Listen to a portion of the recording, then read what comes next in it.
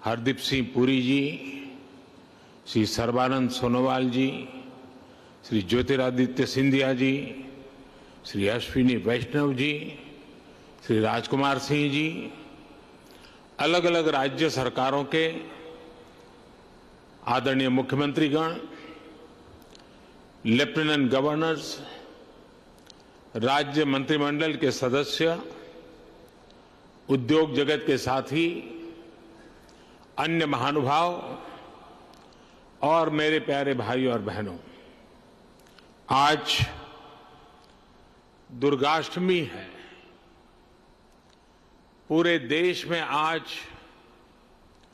शक्ति स्वरूपा का पूजन हो रहा है, कन्या पूजन हो रहा है और शक्ति की उपासना के इस पुण्य अवसर पर देश की प्रगति की गति को भी शक्ति देने का शुभ कार्य हो रहा है।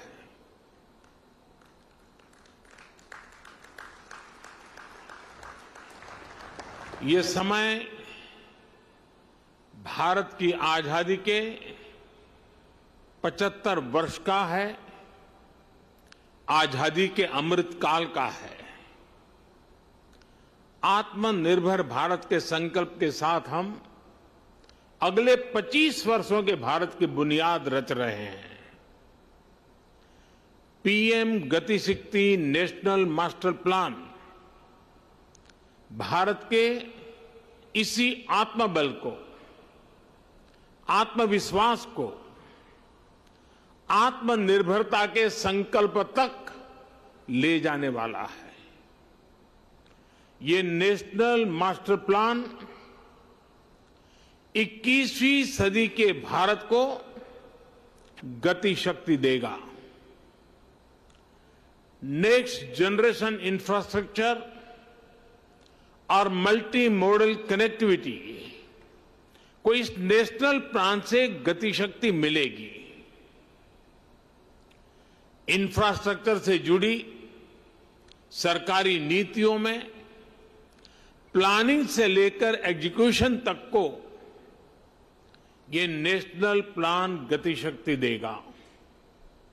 सरकार के प्रोजेक्ट्स तय समय सीमा के भीतर पूरे हों, इसके लिए ये गति शक्ति नेशनल प्लान सही जानकारी और सटीक मार्गदर्शन करेगा।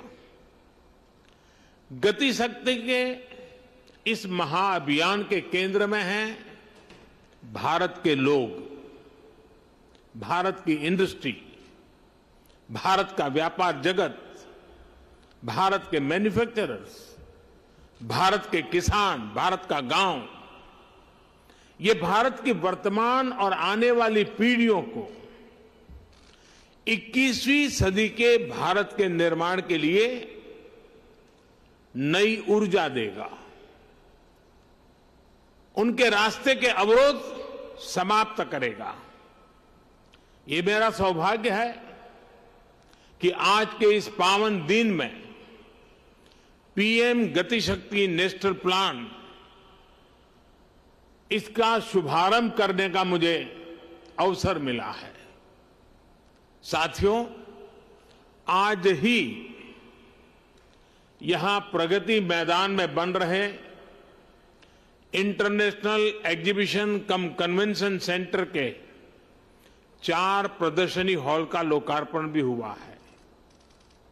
दिल्ली में आधुनिक इंफ्रा से जुड़ा ये भी एक अहम कदम है। ये एग्जीबिशन सेंटर्स हमारे एमएसएमईज, हमारे हैंडीक्राफ्ट, हमारे कुटीर उद्योग को अपने प्रोडक्ट्स दुनिया भर के बाजारों के लिए शोकेस करने, ग्लोबल मार्केट तक अपनी पहुंच बढ़ाने में बहुत बड़ी मदद करेंगे। मैं दिल्ली के लोगों को, देश के लोगों को बहुत बधाई देता हूं, शुभकामनाएं देता हूं। साथियों, हमारे यहां दशकों तक सरकारी व्यवस्थाओं ने जिस तरह काम किया है, उस वजह से सरकारी शब्द आते ही लोगों के मन में आता था खराब क्वालिटी, काम में बरसों की देरी, बेवजह रुकावटें, जनता के पैसे का अपमान। मैं अपमान इसलिए कह रहा हूं क्योंकि जो टैक्स के रूप में